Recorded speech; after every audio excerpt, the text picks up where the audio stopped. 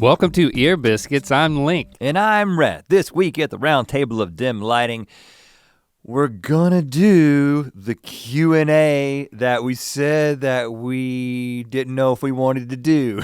That's right, the Lost Years series. All along the way, we prompted you guys to use hashtag Ear Biscuits and let us know how you were processing and if particular questions arose.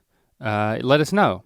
And I don't think we said if concerns arose, let us know, but I guess that happened too. Yeah, well, what we talked about last week was how we're processing this whole thing and how we have a tendency, I think maybe me more than Link, have a tendency to, once I start looking at questions and thinking about what people are saying and asking, like I start wanting to defend myself and to justify myself, especially if I see that I'm kind of being misunderstood or misrepresented. But I am becoming a healthier person as I get older, and I am learning more what is just me and my ego. And so we decided to, instead of getting into answering questions last week, to kind of just get into our process. But I also, what we talked about was we don't want this podcast to become a place where we just kind of spout off our opinions when it comes to things that we're ultimately not qualified to talk about. And so, because you can very quickly get into this place where two guys who are basically have been making a living on YouTube for over a decade are sitting around and trying to tell you their particular apologetic giving perspective. Persuasive arguments for what beliefs you should adopt is right. Not something that we're gonna do. Because there's a lot of people out there who have dedicated their lives to studying some of the things that we talked about, and they're experts in their field, and there's so many books that have been written, articles that have been written about all the things that we talked about. So it is up to you to go and do your own research, come to your own conclusions. But I do think that there were a lot of questions that were asked just from a very curious place. Like, we told long stories about our stories and our faith journeys, and we condensed them down into less than 2 hours. We left a lot of details out. We left a lot of people wondering about different parts of the process, wondering about how we think about particular things now.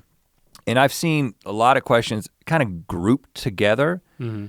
So I thought, and also I think these questions have also been coming from the Christians that we stay in contact with in our own lives, which is one question that we got. Are you guys still friends with Christians? Yes, we're still friends with lots of Christians, and we've got really close lifelong friends who are still, presidents of seminaries and Old Testament professors and, pastors. And so we've got a lot of people who, can challenge a lot of the things that we said, and we're in conversation. So, but I think a lot of those questions come from a curious place, and so we want to honor your questions, honor your curiosity, and just kind of give our personal perspective. This isn't designed to be like, this is what you should think. This isn't prescriptive. This is just to kind of fill in the gap of your curiosity if you have it. Yeah, so you've grouped together some questions which you're gonna tee up. I kind of know some of these, but not all of them. But for me, our stories are so different that they engendered a different flavor of response. And when there's, when your story talks so much about the issues it invites people to engage on this apologetics level, on this reasons for believing certain things level. Whereas, I'm not getting as much as that. So I think I'm grateful because I didn't want that. Well, I decidedly you shouldn't feel bad. You seem like it seemed like you almost felt bad about not getting more of a response. I told my story in the way that I told it, piggybacking off of your story, because it would drive me nuts to have the responses that are directly addressed to your story. Like, well, it would just That's not a healthy environment. And so I'm glad that the way that I told my story, even though a lot of what you experienced, again, I was there for it and we discussed it and I was the sounding board and I didn't shut any of that down. Yeah, well, and I stand by what I said when you told your story, which is I think that your story is ultimately more relatable to more people than mine is. But people who think— and maybe we'll come back to what the difference is in response and the magnitude of responses, right. What that means. All I'll say right now is that people who think like me are also behave like me, which is they talk more about this particular type of thing. They make YouTube channels They make about podcasts and YouTube channels they about it. They set up events where they debate about it. Right, and so— and that ain't me. Yeah, and that's how I am. Yeah. And if I was still in the faith, I would be right there alongside them. So if I was like that, we'd have a totally different podcast and a totally different online persona, I guess, at this point. But so I will say before you get into those questions that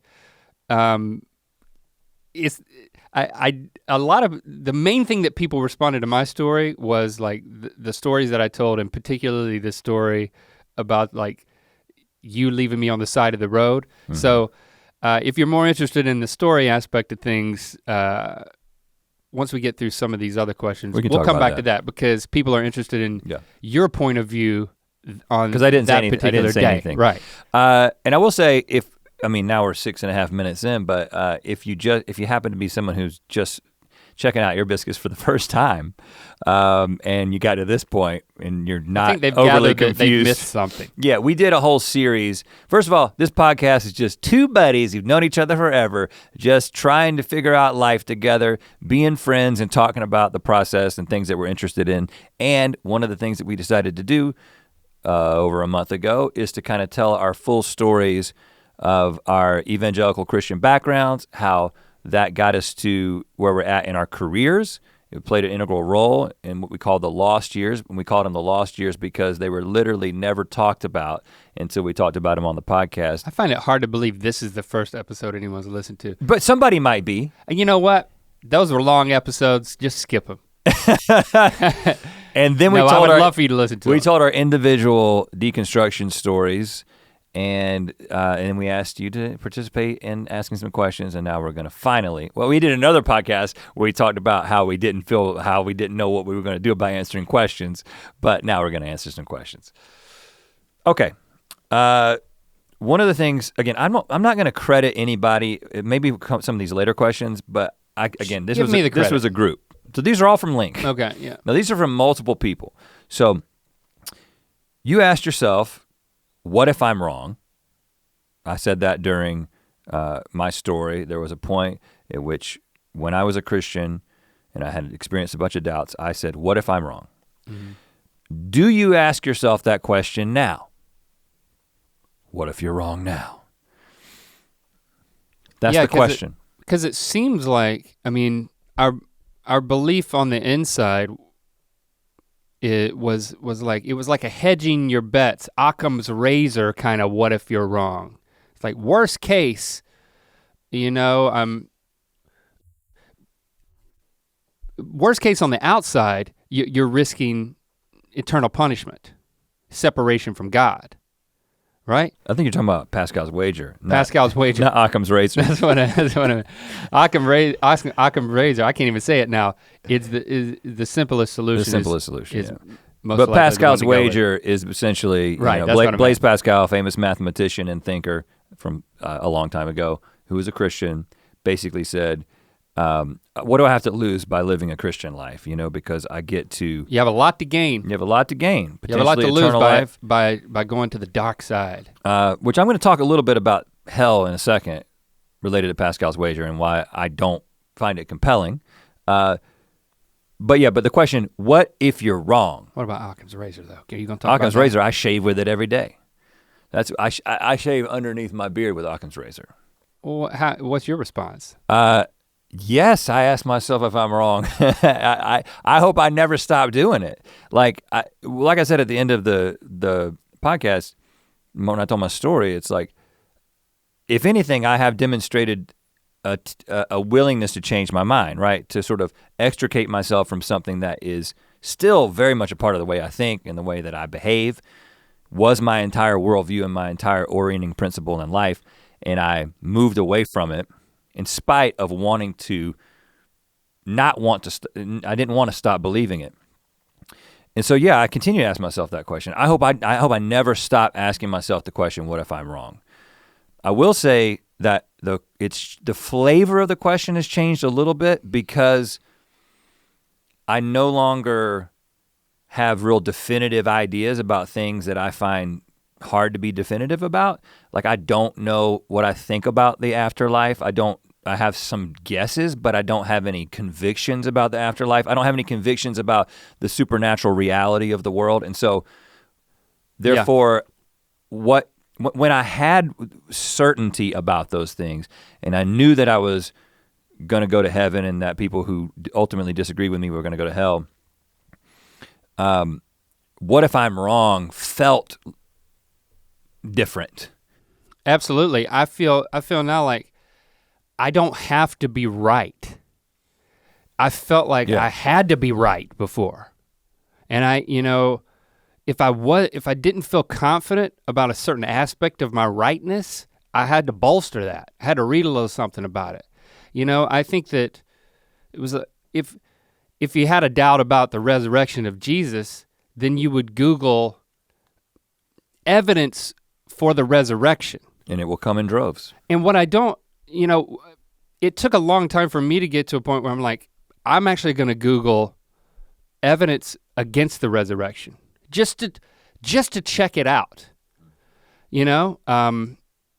But I guess since the shoe's on the other foot, I should ask us, well, now are we Googling things like evidence for the resurrection? And I think that's a later question you have, so we can come back to it. Yeah. Let's come back to it. Keep going. This is almost fun. A related question that kind of comes on the heels of what if you're wrong is, what about hell? Do you not live in fear that if you were right, if in the first 3/4 of your life you were right, then this version of you who is wrong is going to hell. And not only are you going to hell, but you're leading your family, your best friend, and anyone who's listening to your podcast potentially. You're leading your fans, man. You're leading them to hell. What about the impressionable fans? And okay, so the first part of this question is personal. Are you scared of hell? Okay. Are you scared of hell?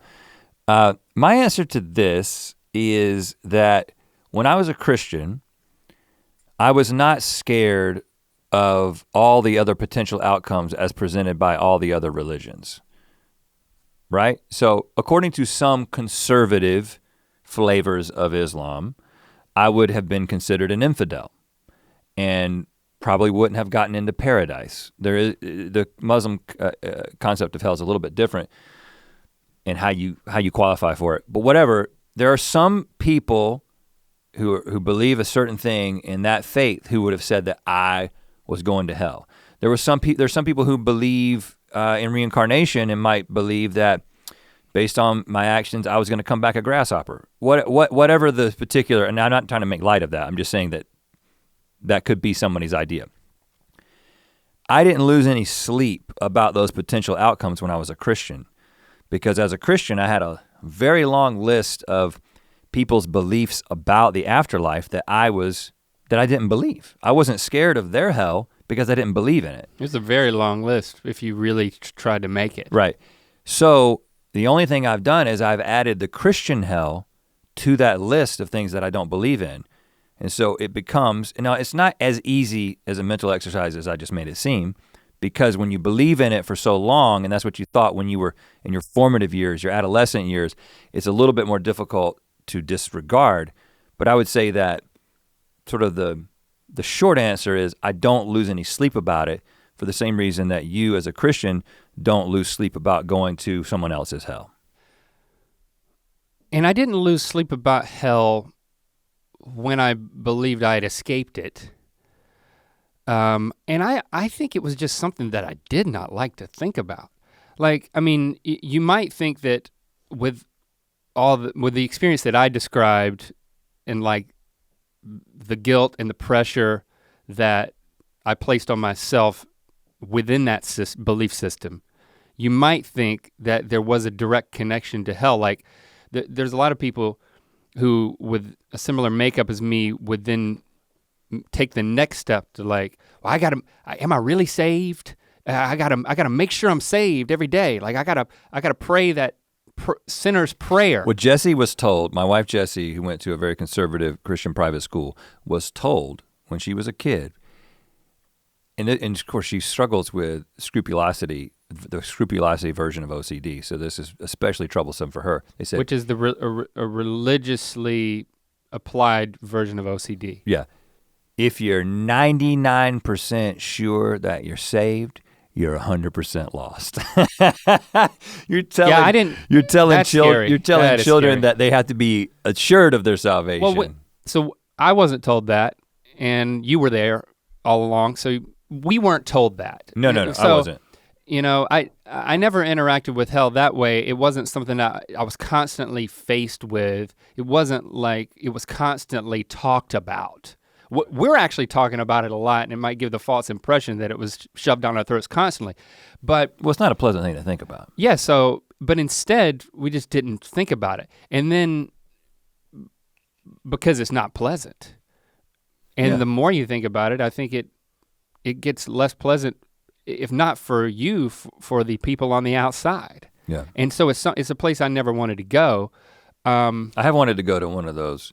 I never went to one of these, and where they scare the hell out of you. Like a Christian haunted house. Yeah. That's like a hell house. Never did on that. Halloween.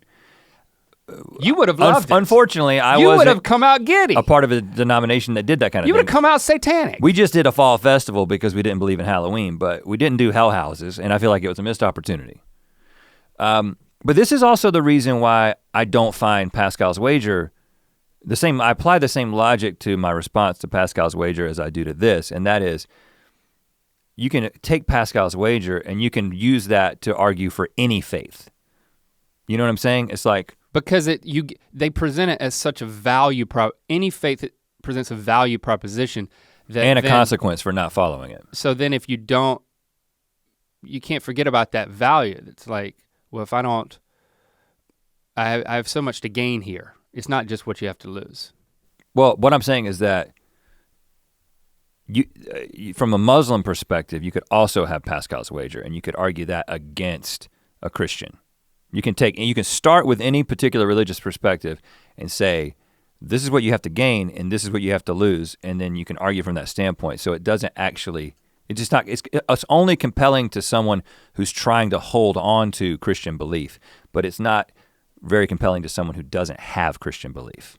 Does that make sense? And isn't there also a factor in that's like, you're not just mentally assenting to certain beliefs, but you have to have like a heart connection to it. You can lead a horse to water, but you can't make him drink. What kind of relationship with God is that it's just based on a fear of hell, but maybe I'm gonna stick around just in case you guys are right. Like that doesn't feel like a vibrant relationship with God.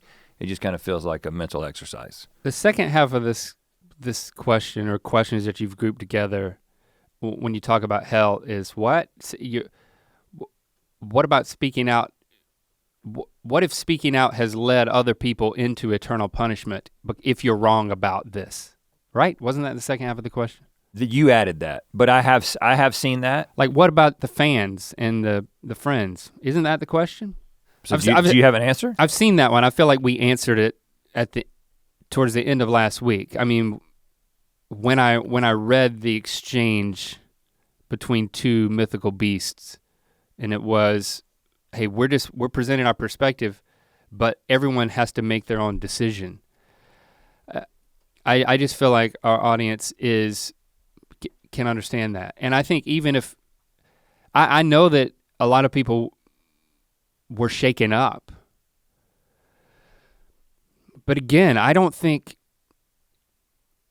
it troubles me that I just feel like I get nervous when I make generalizations about the church, but I do feel like it's a little, they err on the side of like, okay, let's not fully engage in our doubts. Let's not have it's, it just didn't feel like something that you could talk about freely. It was like, I gotta have a special meeting with my pastor, and I don't know how I'm gonna bring this up, and I don't know how he's gonna respond. It's like, because it feels like there's so much at stake. There's not this open dialogue where it's like, you really can, it's gonna be normal to have doubts and to engage in that. I just don't feel like that was the environment, but I feel like that's the environment that I try to create with my kids. It's like, listen, don't think that your daddy knows everything, Yeah. And like you've said before, it's more about, they learn so much more from our actions than they do from what we say, that I think that they know that I don't know everything, but at least I try to be sorry, just as one example. I try to seek forgiveness from them for things like that. So what's my point? I think if I'm gonna open up my kids to that level of honest dialogue with wherever they're at, I'm comfortable doing that with our audience and them being able to make decisions, responsible decisions for themselves, and not just take what we believe hook, line, and sinker for themselves. Yeah. I just cannot, I cannot put that burden on my back, and I'm not gonna do it. Okay, I don't disagree with anything that you just said, but playing devil's advocate, if I were still a Christian who believed that, Christianity holds the ultimate truth to man's salvation, then I would believe that distorting that truth or misleading people would be a horrible thing to do.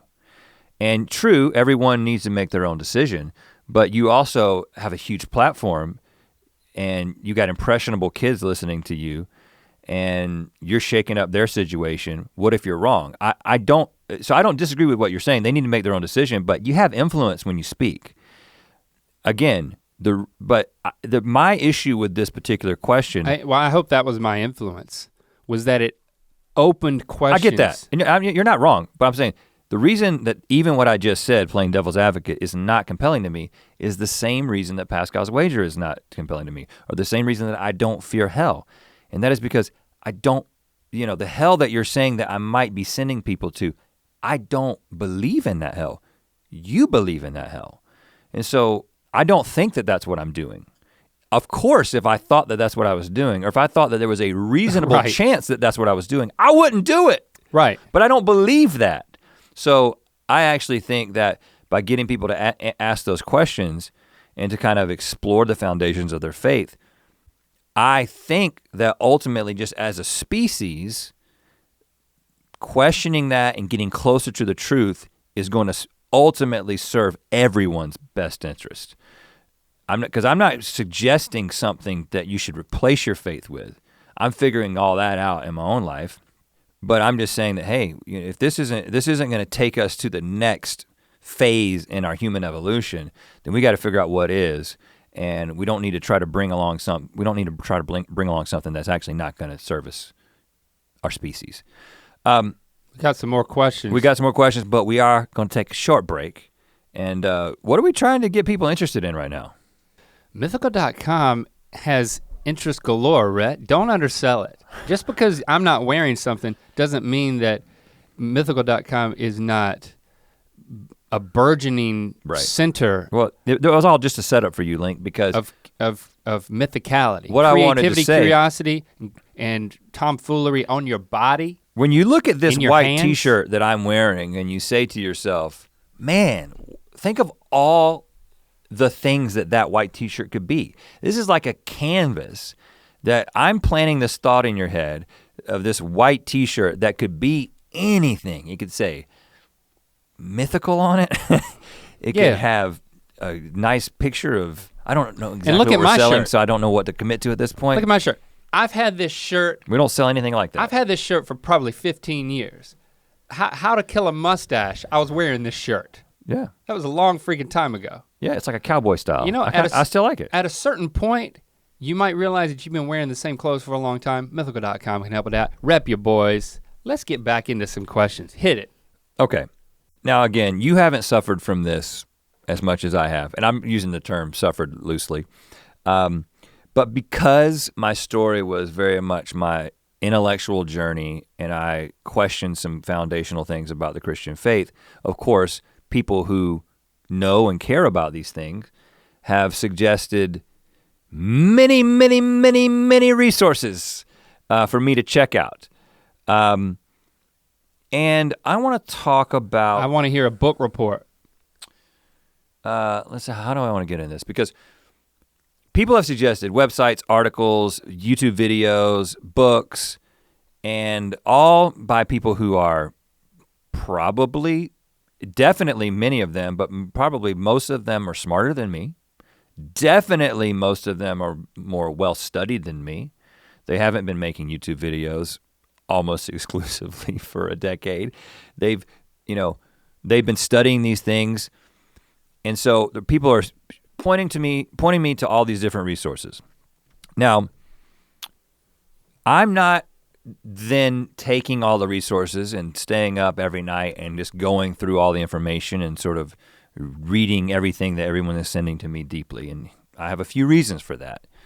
The first is that with a few exceptions, the general arguments that people are kind of pointing me to in the resources, whether I've looked at those things specifically before or things very much like them, I kind of just want to, and this is a little bit of a defense of my process, which I said I didn't want to do, but I just feel like I have to say it.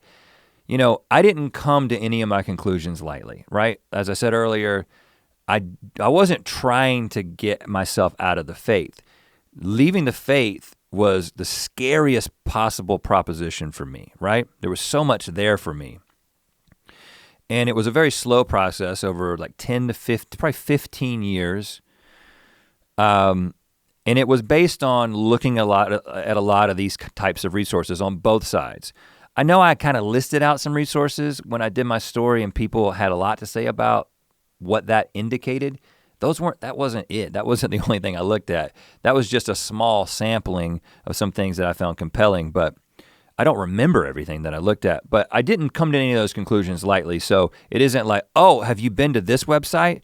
Because they've got all the answers that you're looking for. It's like, I probably have seen those answers and processed those answers. And in the end, after a layman's investigation over the course of 15 years, came to the conclusion that I just didn't find those things compelling, right?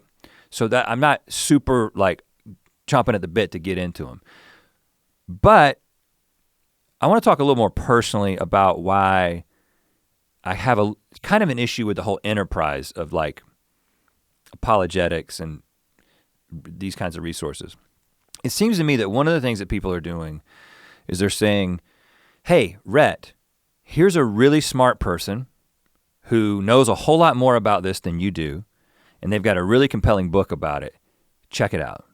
So there's a tendency, as I talked about in my story, to find a smart person, right? Find a smart person who believes what you believe and use that as justification that it's cool and reasonable to believe what you believe. And so you kind of get into this appealing to smart people game. And I don't know how to say this. I'm trying to be as charitable as possible. But I don't think that this is a really fruitful game for certain kinds of Christians to play. Because when you get, depending on the subject, once you get into the, hey, here's a smart person who believes what I believe game, you're gonna find pretty quickly that you're gonna get outnumbered by the smart people on the other side of that issue that you're trying to get people to see. Take evolution as an example, right? The vast majority of biologists, the vast majority of people who have given their lives to studying, biology, believe in common ancestry. So when you find a really smart scientist who doesn't believe in it and be like, hey, it's like, well, I can find 100 smart scientists who disagree with him. So playing that game kind of, it defeats itself after a while. Does that make sense? Yeah. But I see it done so often, and I also did it.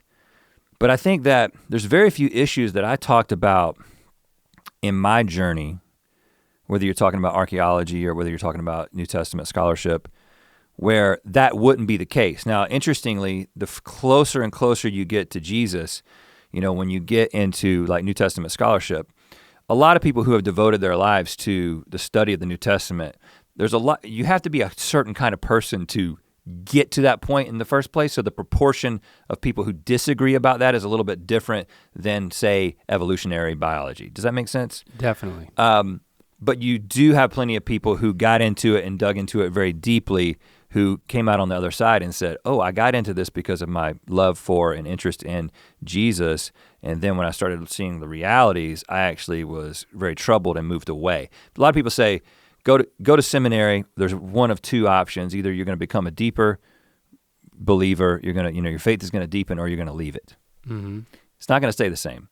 But when you talk about Christian apologetics in general, it's something I thought about recently, because I have been watching a lot of these podcasts and going. I'm kind of genuinely interested in this stuff. So out of my own interest, I still read these articles and look at these things to some degree. But one of the things that's kind of struck me about just the enterprise of Christian apologetics is that the whole idea is that you can use basically logic and reason to make a defense of the Christian faith, to make it seem reasonable and logical. But it feels like, and take the issue of the resurrection, which is kind of the linchpin of the whole thing, right?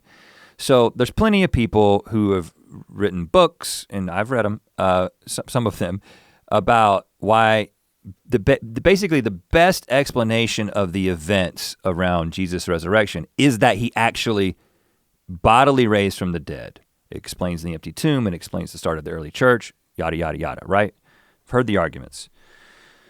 But I find it interesting that the best defense of the resurrection, which is a miraculous, unbelievable, unreasonable, illogical event, is to use logic and reason to try to make it seem like it actually happened.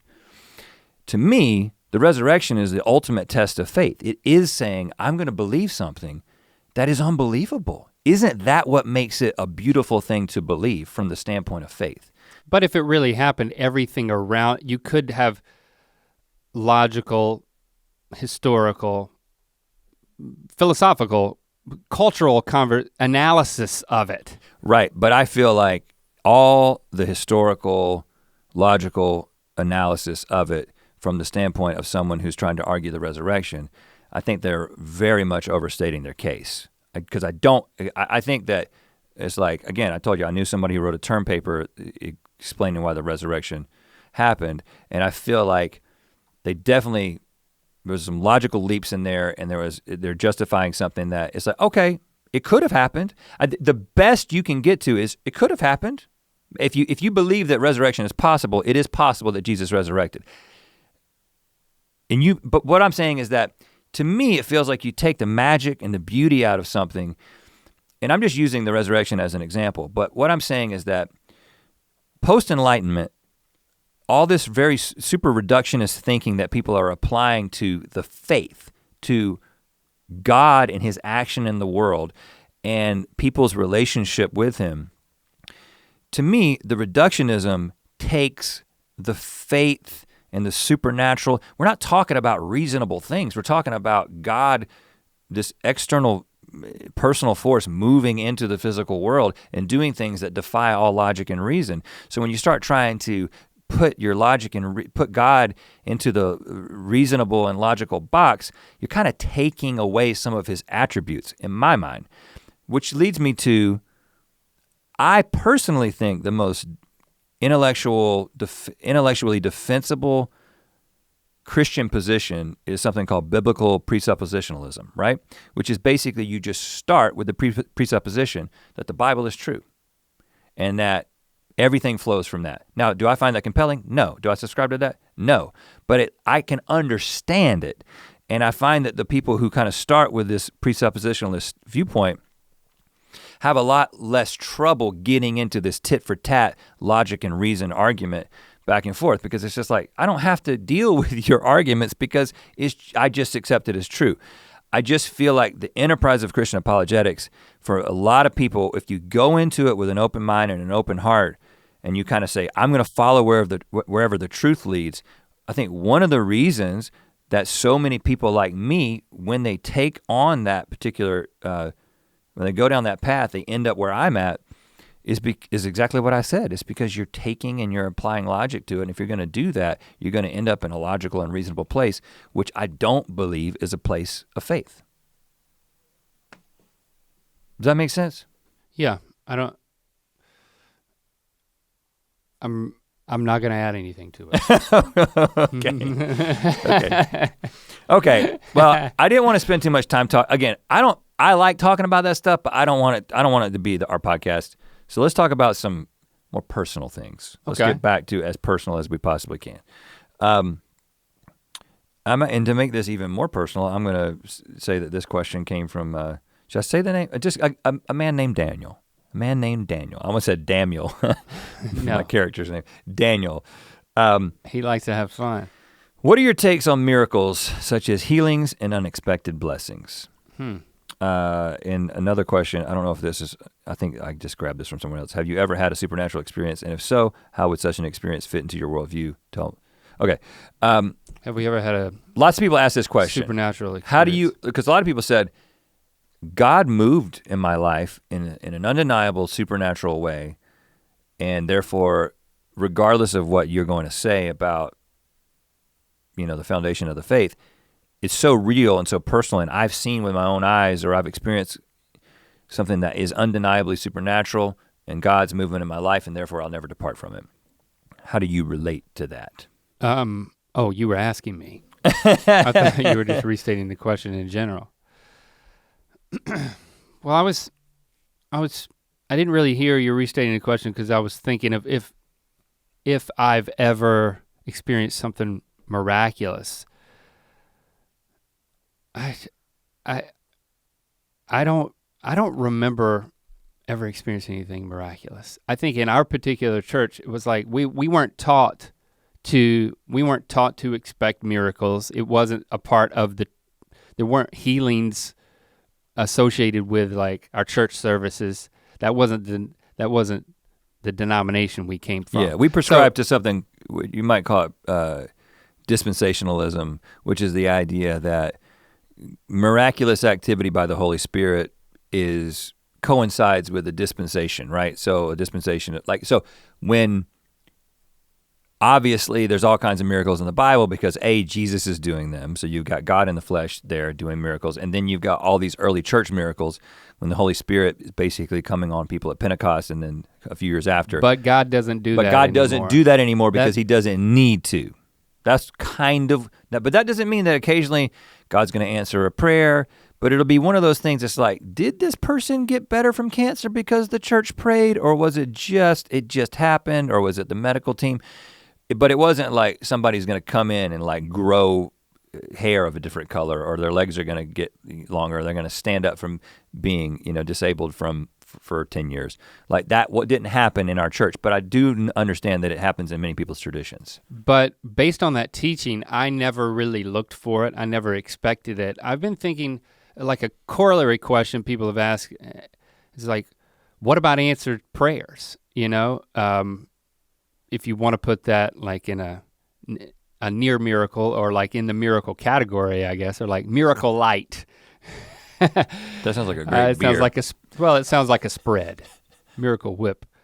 But when I was thinking back, my memory's fuzzy, but my prayer life was not that vibrant, and I don't recall ever asking God for something that I didn't think he could give me.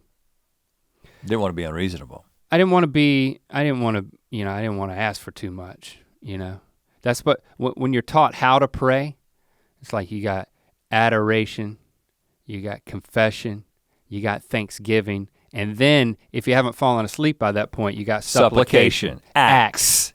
And I never got, I had this feeling that like, I I didn't want to call God on the carpet. I don't know. It's like I didn't want to be proven wrong. Maybe that was part of it deep down subconsciously. I had a lot of, again, I don't want to go back to the guilt thing, but like I knew that I didn't really have a great prayer life. And I put that on me. But I don't remember ever expecting miracles or really expecting healing.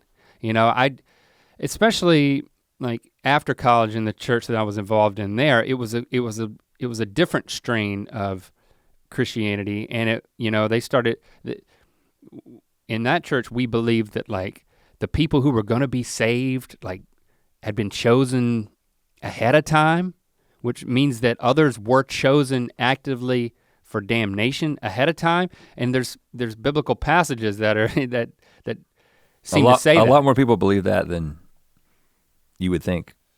But it was very, and we joked and called ourselves the frozen chosen because it wasn't a dynamic experiential expectation. It was pretty heady. It was pretty heady. God wasn't gonna show up and do something crazy because he didn't need to. He'd been there and done that. Either believe it or don't. Right. But don't demand it. Who are you to demand that God do something? So like this was the environment that I operated in, and I don't really recall experiencing a miracle. One of my mom's friends who was like, she was one of those what I felt like more of the spiritual, like in touch with things that are ineffable. And she was also a Christian. She said, I had this premonition. It was kind of like a dream, but it was more of a vision that your son, she was talking to my mom, Link was in front of this huge crowd in a stadium, and it was like he was Billy Graham, and he was like preaching the gospel. And I was in high school when she told me this. My mom relayed it, and I was like, okay. Thanks for that pressure. No, I don't know, maybe she saw us performing in a venue and she didn't realize that we were just singing a dumb song about. Oh, so I was there? You were not there. Okay, well, it sounds like a solo act to me. Yeah. To be honest with you. That hasn't happened. I mean, that's a vision, that's not a miracle, but. Well, I have what I would have called my miracles. I'm gonna tell my stories. Okay. Right now. All right. And then I'm gonna tell you my perspective on them. First miracle, 1998, I'm in New York City, working with Campus Crusade for Christ. Summer in the City is what we called it, where me and, 30, 40 other college students worked with the churches in the inner city to do, basically you were with a different church every single week and doing whatever outreach and stuff they were organizing. And interestingly, one of the things that I was struggling with at the time, this is one of my first sort of, I don't remember exactly where I learned it, but when I started learning more about how the New Testament came together, specifically, the way the canon was decided and the councils of these church fathers getting together quite some time after the writing of the Bible to then kind of determine what the books of the Bible would be. Yeah, let's not worry about that book of Thomas. Exclude some of those books. And this was troublesome, right? For someone who had never really thought about this and was just like, oh, the Bible is God's word. So you kind of just imagine that it was somebody just, like I think the tradition of the Quran is that God basically filled Muhammad and he wrote it. I'm ignorant about that, but I think it has a little bit in like the tradition of the Book of Mormon. I think is that God filled, the Holy Spirit kind of came upon Joseph Smith and got him to write it. Like that kind of feels like a good thing to kind of fall back on. Like it feels a little tighter, from a scripture standpoint versus like, well, some people wrote some books. We don't know exactly what their intentions were, and then. But get to the miracle, man. So you were doubting. Right. So I started thinking about this and had some doubts about it, and I specifically was arguing with a Muslim student on some college campus in New York. I can't remember which one it was, not arguing, but we were having a friendly discussion where he started to attack the New Testament in this way. Basically saying what I was just talking to you from a Muslim perspective, and basically saying how the Quran is superior because of this. And I didn't have any answers for him because I hadn't really looked into it. So, and of course, I'm in New York, it's 1998. I don't really have access to the internet because we didn't have cell phones and there was no computer that anybody had. So I didn't really have any way to research or anything. So it just kind of ate at me as I continued to do ministry throughout the summer. And then one day we went square dancing, because of course square dancing was what every college student who knew which way was up was doing in the late 90s, especially in Christian groups. Boy, we square danced like rabbits. Nah. I just mixed metaphors there. Because we couldn't have sex, we were square dancing. That's kind of what I was getting at with the rabbits thing. Well, you couldn't grind, so you squared. Right. And so we went to the Lincoln Center or something, I can't remember, we were to square dance, and then we had to come back, and of course we're using the subway system, and there's no cell phone or anything, so you're like using your map that you've got, and we realized that the subway station that we need to get on, the subway we need to get on to get to Astoria, which is where we were living, had closed because it was so late, but there was a stop across Central Park that we could get on, but it was only gonna be open for like 10 more minutes. So we all start running across Central Park. Not the long way, the short way. It's not that hard to do. We've got just a little bit of time to get to the subway station. We get there, we go down, we move through the turnstile, and then we get on to the subway, and I go to my seat, and right at the seat that I'm about to sit down at is a sheet of paper. Okay. I pick up the sheet of paper, and it's just like a portion of a paper, like a term paper, like just text, just typed and text. printed out. Not a professional publication. And it basically begins to explain why the New Testament is necessary. How you couldn't just stop with the book of Malachi, but that the Old Testament was calling for the fulfillment in the New Testament. And I took that sheet of paper and I said, thank you, God, for proving yourself to me. I'm not gonna doubt about this anymore, and put it in my journal. You stole somebody's paper. Big time miracle, right? What is my perspective on that now? I told you the story the way that I've told it many times, the way I told it to groups of people when I was a Christian. Now I'm gonna tell you the rest of the story, as Paul Harvey would say. Because the way I told the story— Paul Harvey wrote most of the New Testament, I think. he did, the Apostle Paul Harvey. The way that I would tell that story— What'd you leave out? Is I told it in kind of a sensational way, right? I kind of set you up with what I was doubting, and then I went to this particular seat that was in the particular place that I went to, and there's a sheet of paper, and it addressed this thing directly. Yeah. The reality of the way that it happened— Sounds like Ear Biscuits. Well, it made a better story that way, but the reality of the way and that's also the way that I told myself, by the way, when I would go back to that miracle time after time. But the way that it actually happened, everything leading up to getting on the subway is true, and I was doubting this stuff. But when we got on the subway, there was flyers like all over on multiple seats. Like it wasn't just the seat that I was going to, it was everywhere. Okay. And when I got to it and read it, it was someone who is mentally unstable had written a bunch of sort of religiously informed gibberish. Oh, like a manifesto. And in this, and it wasn't just a sheet of paper, it was a few sheets of paper. And as I read it, nothing really made sense. And it was like, this person seems a little bit off.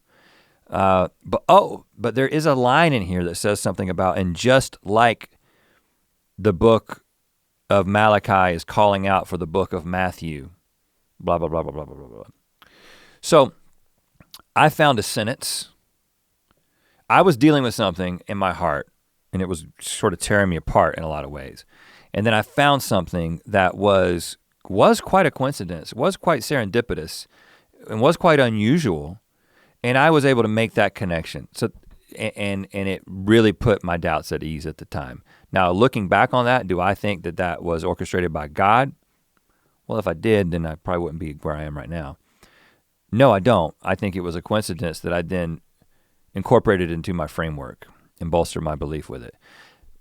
My second story, much easier than that. It was actually was that the same summer?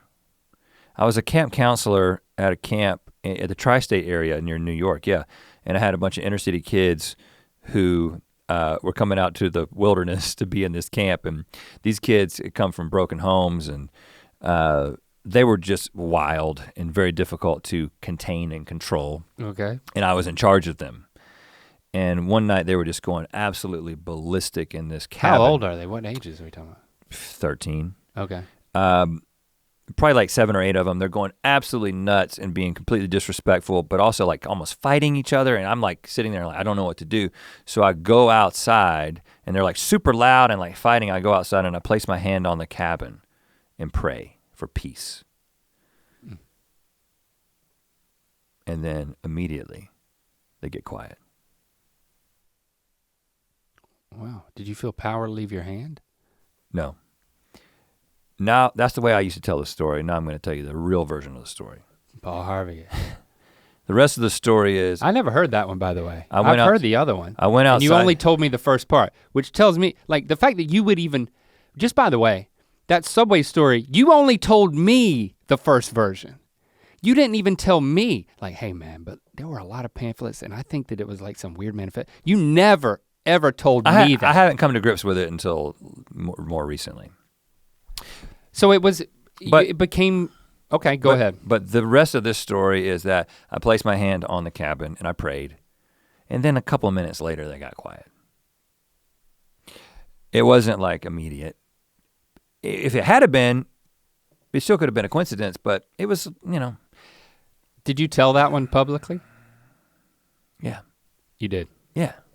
Because and I didn't feel like I was being dishonest. It's just when I'm really, really honest about what happened, I'm like, okay, well, you can change the details a little bit and make it a little bit more sensational. Now, I'm not speaking for everybody, this is me. I have no doubt that people listening right now, there's somebody out there who's like, well, I got specific miracles that cannot be explained any other way. Here's what I can say for myself, which is essentially what Link said. I've never experienced anything unambiguously supernatural in my life. Everything that I've experienced, I can find, it isn't difficult for me to find a reasonable explanation for it. But a lot of that has to do with the fact that it's the tradition I came from, which we didn't do miracles. And I had a couple of stories when I was doing some stuff with Campus Crusade that I can now see like, it could also be a coincidence. So it's not definitively, it's not unambiguously supernatural. But the second part of the question is, what would you do if you experienced a miracle, an unambiguous miracle now in the year 2020, thinking the way that you think? For me, if you go back about 5 years, 6 years, when I was kind of making the decision to be like, I'm getting out of this. I'm not gonna think this way anymore. An unambiguous miracle at that time would immediately brought me right back to traditional Christian faith, the faith of my teenage years, whatever, right? Mm-hmm.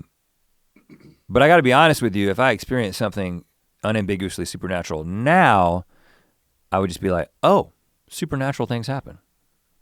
That is a feature of the universe, that supernatural things can happen. Because I'm not ruling that out, but it doesn't logically follow for me personally, given the conclusions I've come to up to this point, to then all of a sudden undo all those conclusions just because something supernatural can happen.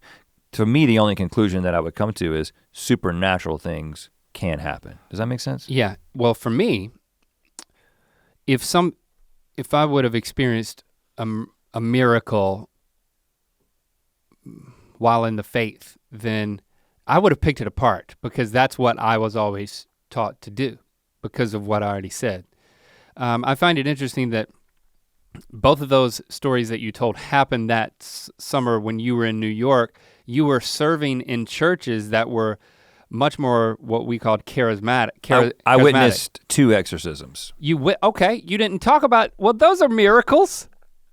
What do you mean you witnessed 2 exorcisms? Well, I didn't believe that they were actually exorcisms. Because of what we were taught. Even at the time I was like, this. But you were in it, okay, so you didn't believe those exorcisms, but man, I wanna hear those stories. Nothing special, no voice changes, no levitation. It was like run of the mill, somebody just yelling really loudly and everyone saying that they were possessed.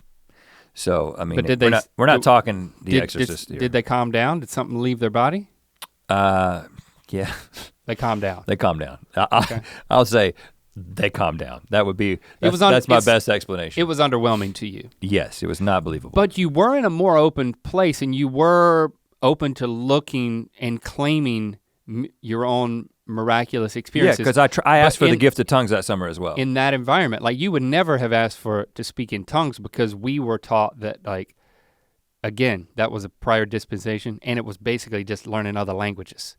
But I did ask for the gift of tongues. Didn't happen. Did not receive it. And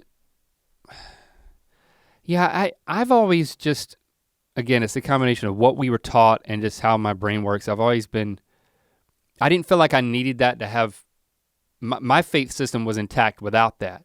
So I didn't need it. I didn't need to believe those. I actually feel now, I hope that I'm more open to miracles now. Because I never have been. That's what I just want, again, this is what I want, and how much does that matter when it comes to what's true? None.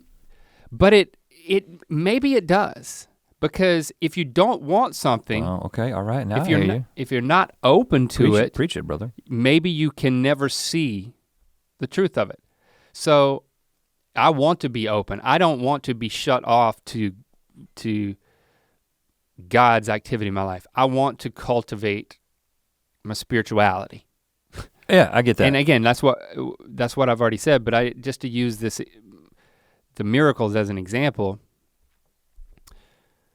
I'm instinctively skeptical, but I want to be more open. Yeah. I'm with you on that. That sounds good. I like that. Yeah, because why not? I don't want to miss out on that. Unless it involves hell, and then I'm like, I don't know. I don't think I do. I'm not signing up for this kit and caboodle. Okay, I think I follow. One of the things I will say is that as a Christian, and especially as a Christian in a particular denomination, which it was non-denominational, but it was essentially like Reformed Baptist or something like that. I don't know how you. But we were really good at discounting all kinds of miracles from other traditions, including the Catholic tradition, right? The Catholic tradition is kind of known for ongoing miracles, and they have like a whole group of people who like verify miracles that happen at certain locations, and they're kind of more into that. And our perspective on that was all bullshit. I mean, to be quite honest, it was just bullshit. It was like it was wishful thinking, but it wasn't actually happening. And it was really like, it was so easy to not consider Catholic miracles as a Protestant. It was so easy. It was like turning over in bed. Oh, yeah. Easy. Didn't even cross my mind. It was so easy. So I just find it interesting that like I've never believed in ghosts. I never really believed in demons. We have friends now that like talk about seeing ghosts, and I'm like, well, I want to finish my point because okay, I don't want people to think that I'm talking crap about Catholics in particular. What I'm doing is I'm just saying that. You talking crap about Catholics? No, I'm saying that the perspective that I was under at the time was that wasn't legitimate. And I didn't care about whether or not they were offended, right? And so what I'm saying now is that I believe that the miracles that people, again, I don't know, my guess is that the miracles that people experience today in the context of church or any religion are probably not actually miracles. That's I could be wrong. It certainly doesn't help when you've got, the easiest targets of televangelists rigging miracles. Yeah, every time when you that drill is down, definitively proved. every time you again drill and again. down on these guys who are Everybody healing people, it's like, oh, he's got an earpiece. The apologist that gotta hate explains that it. guy. He's got an earpiece. But finish your point. Ghosts may exist, man. I never believed in ghosts, demons, any of that. We have close friends who like talk about specific and ongoing encounters of, and it's like, well, my former self would just be like, just almost would talk shit behind your back. Mm-hmm. You and I would, right? I don't do that anymore. Well, I like the idea of ghosts because it makes horror movies a lot scarier, and I like being scared. And the moment that you begin just explaining it all away and saying that this can't happen, then all of a sudden Annabelle's room is not that scary. You know what I'm saying? And I'm not to that point yet. So there could be something there. I'm just trying to give my perspective. Can I speaking of your perspective, I do want to get your perspective on the on leaving me on the side of the road, because some people, it's like they got upset with you. Maybe I told the story wrong. But to me, well, I'll let you speak, but it was like they were angry with you, but I guess it was maybe at that point in the story. Then you came back. I found it really interesting that people were upset with me once you hear the whole story. That's an interesting take. I think it's just a misunderstanding. I didn't say anything at the time because you were telling your story, and I didn't want to. It wasn't about my perspective. So there's a few logistical questions that we did get. Like we were on Philip DeFranco's podcast, which should be out by now. We talk about a lot of this stuff, by the way. He asked us about a lot of questions about how we're processing the lost years. So if you want to listen to his podcast, we got into it over there and got into some stuff that we haven't talked about here and that we probably won't. Yeah, I got a little carried away a few times. Yeah, in a way that I try to control myself a little bit more on this podcast. You felt like it wasn't your show, so you could. Right. Yeah. He asked us a clarifying point that you didn't drive all the way home. You drove over the hill. You drove over the horizon and apparently parked somewhere where then you could walk and dramatically come over the horizon, which you definitely did. Yeah. Well, just to give you my perspective on this, so I was upset with you for drinking, right? Because we were in the band, not because I was an asshole, but because we had basically made like a commitment to each other and to God that we're not gonna do that. We're not gonna be kids who party. That's not what we do. Jesus is our party. We were in the Wax Paper Dogs, and we as a band had made a commitment. Every time we got together to rehearse, which was at least once a week, it was like such an important, we would sit down in a circle and we would pray with each other and we would share struggles we were going through. We would encourage each other and hold each other accountable to not holding up the commitments that we had made and asked our fellow band members to hold us to. So it was something that I had put out there. Hey, I wanna be a positive example. We wanna invite our friends to these concerts. We're gonna give people an opportunity to become a Christian. And I don't wanna blow that by there being cracks in my armor. Basically, we thought so I invited it. We had to be different. And we had to have a tangible difference in our life. And one of those easy tangible differences was we don't get drunk. We don't get drunk on wine, we get drunk on the Holy Spirit. And so, or what was it, vodka? I don't know what you had that night. It was some sort of liquor. I did not know. We don't get drunk on some sort of liquor. I do not know. we get drunk. we get drunk on the Holy Spirit. Because of that witness, we called it. Once I said that I wanted to get drunk, they put on Merle Haggard's Misery and Gin. Yeah, they got you. They got me. Merle will get you. But that's a good song. Because you did that, I knew that. That's what I was that night. Let's say it was gin. Okay, you had basically compromised your witness, and so you compromised the band's witness, and as your friend who knew that you didn't want to do that ultimately, and you felt bad about it, I was like, well, what am I gonna do? I'm going to, and again, as we explained on Phil's podcast, we were so dramatic, sensational, like everything was like, it was like we were ritualistic, trying to like make everything that we were doing cinematic. And like have this like a ceremonial aspect to it. Sure, the big rock and the little rock that we had and the conversations we had. The blood oath was a ceremony.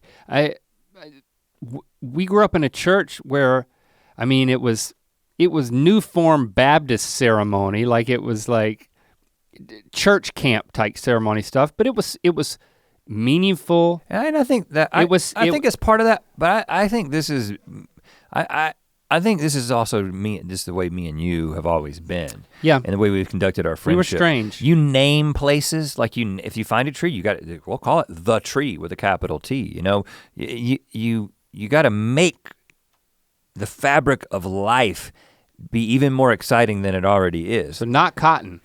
Right. Like Mylar.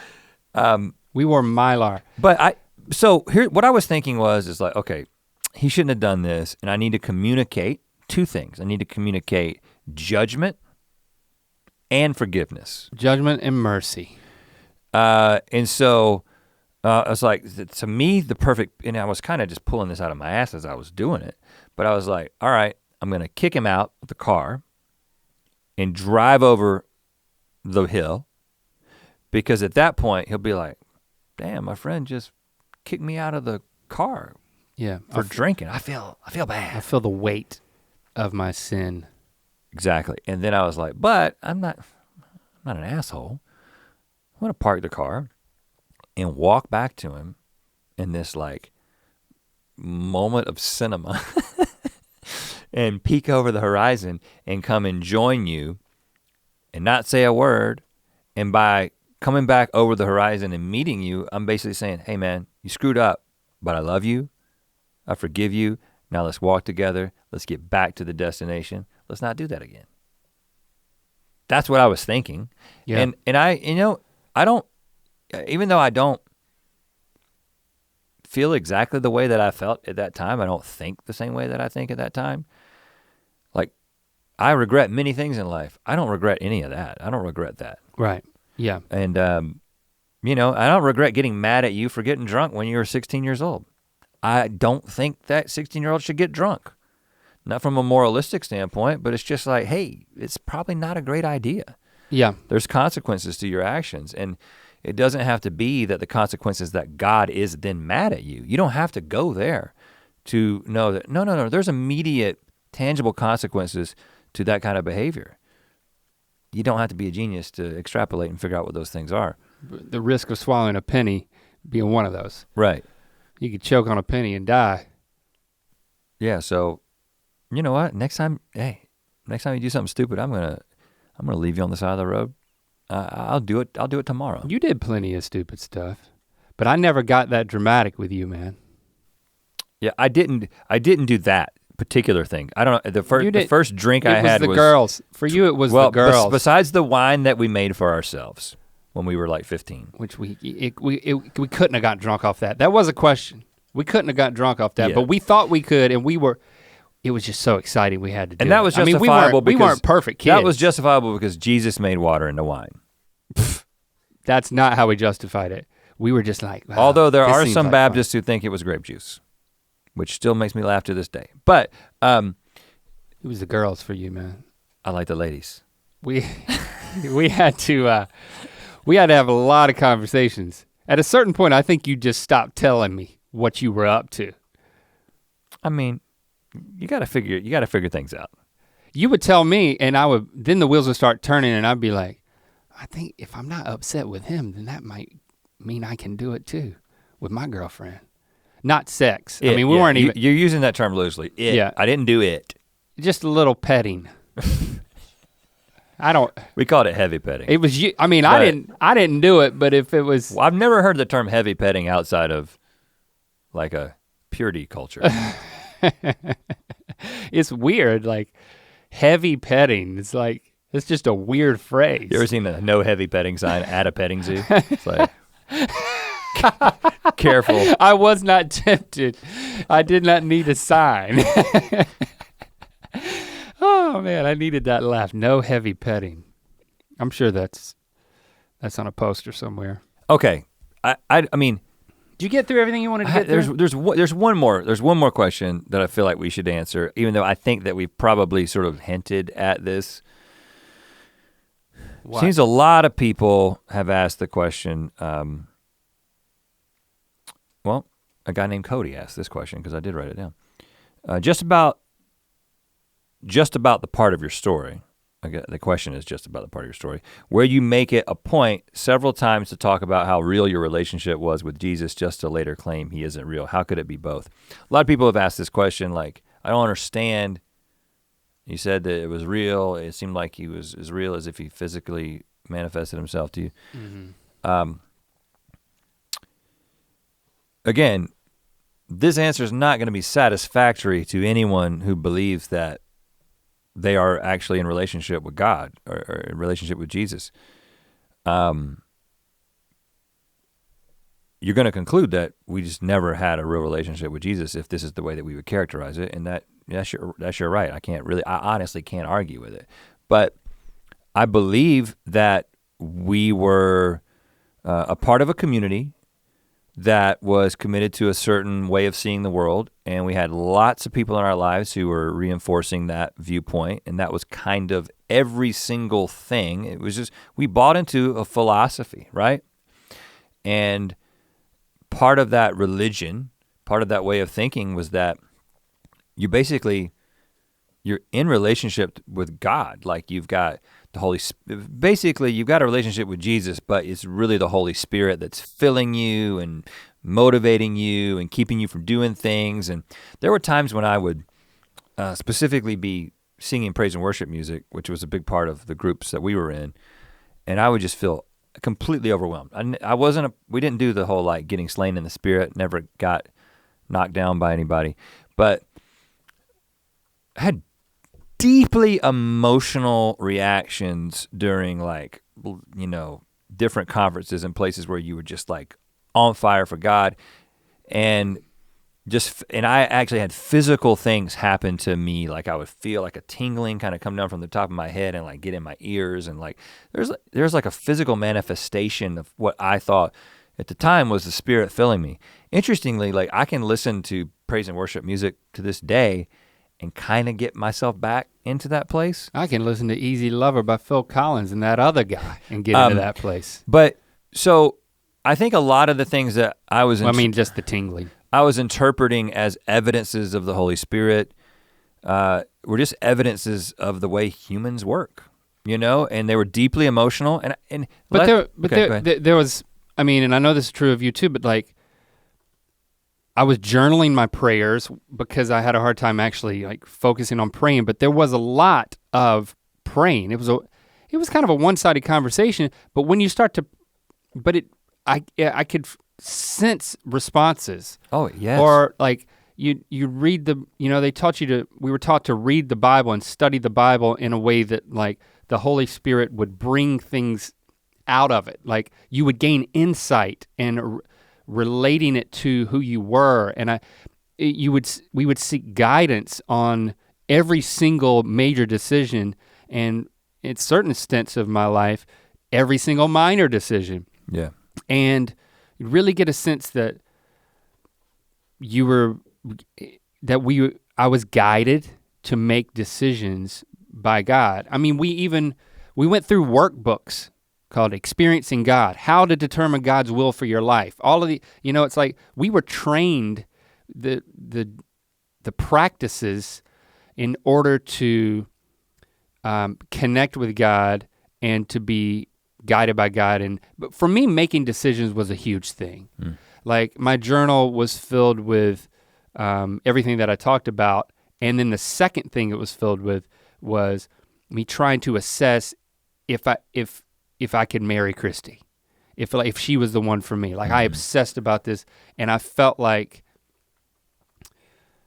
on one hand, I became convinced that like, okay, God is blessing this decision. This is a wise decision. This is the right decision. On the other hand, I felt like I missed out on a lot of like experiencing like falling in love with my wife. because I wanted it to be something where God granted me permission and give me a sign or give me the specifics. And I felt like I got that. Those are all aspects of my active relationship with God. You're the one who made the statement. I didn't make the statement, but it's true of me too. I believe that I did have a real back and forth conversational relationship with God. I just thought that I wasn't good at it, and that all the stuff I was trained to do, I just wasn't motivated enough. And it was my shortcomings, not God's, that made me feel distant. Yeah, well, when you're on staff with Campus Crusade, you have, you're encouraged to do something called a Day with the Lord every month, right? Right.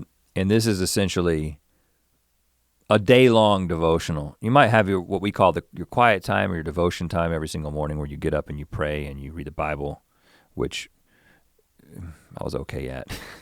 I had some good runs in there. Right. It's pretty much a struggle for most Christians. But I always loved the Day with the Lord. You did? Yeah. Oh, yeah. I loved it. And what I would do is I would take my Bible and my journal, and I would go to some spot in nature, and I would just sit there and I would just pray. And basically, the funny thing is I still do this pretty regularly. I just don't call it a day with the Lord. I just go out into a spot in nature. I don't have the Bible. I've got my journal. I might have a book or something that I'm reading at the time. But I just sort through things, right? And it's just like, now, I talk out loud to myself, whereas I used to just talk out loud to God, but tangibly, practically, the experience is no different. I'm not trying to, that may sound like sad or crass or whatever, but I'm just saying that, not trying to be dismissive. I'm just saying, when I think back on what I was interpreting as a two-way relationship with the Lord was, and again, I don't know the nature of the universe, and maybe that I was tapping into some sort of spiritual plane that exists that I don't fully grasp and understand, and I'm still open to that. I hope so. Yeah, but I tend to think that what was happening, especially during those times, is I was just getting away. I was extracting myself from my day-to-day life and all the distractions there, and I was just getting some time to just be still. Be still and be in a meditative state, and kind of just things come to the surface and you kind of work through things. It's like if you go to the gravesite of someone that you love and you talk to them, and some people carry on that kind of relationship for a very, very long time.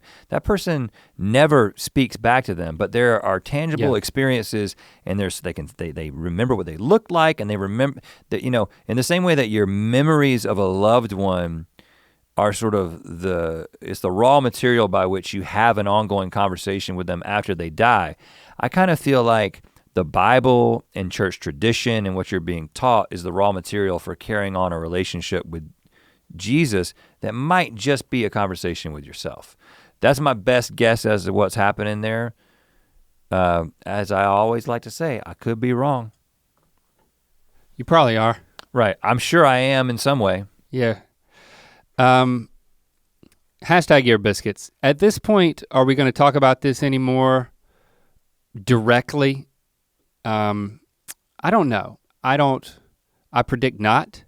But again, as we've said before, I think that these things will percolate through, and as we continue to reminisce, and every single Ear Biscuit or every couple, I mean, we're always pulling from our past, and now we're able to talk about it in a way that we haven't been able to. Yeah, certain aspects of that. And I gotta say, it's so it will come up. It's been really, really liberating, personally. I think about just being able to talk about it on Phil's podcast, and there was a lot of shame and also just fear around just being honest about our pasts, and be able to just be like, this is who we were, this is who we are. I don't know. It's a healthier way to live. Yeah. I've experienced a lot of peace. And we can move forward. That's so important. I feel like, and And I'm glad that in this venue, you can come along for the ride. That's what's gonna happen. I do have a rec. I have a rec in effect. Hit us with it. I wanted to do this last week, but it was your rec, so it's a little bit late, but I just wanted to shout out Dear Hank and John, which is Hank and John Green's podcast. Good friends of ours, and John shouted us out. I'm not just doing this to return the favor, I mean, that's part of this, but John has been listening to the podcast. I'm not saying Hank hasn't, but John specifically said that he had been listening to our stories and our deconstruction. And you know, just the way that he described it on their podcast it just meant a lot to us. And they're just super thoughtful guys who, you know, basically as close to us as you can be in terms of, well, we're two guys that have known each other for most of their lives, probably theirs or like all their lives, who do a business like this and are just trying to be husbands and fathers and live life and figure it out. And they're just incredibly smart, thoughtful, funny guys who have a very smart, thoughtful, funny podcast. But they've got this thing where you can only listen to it after you've listened to Ear Biscuits. That's how their podcast works. Right. It's so don't even try to listen to it before you've listened to until you're fully caught up with us. But then go on over there and they'll welcome you with open arms.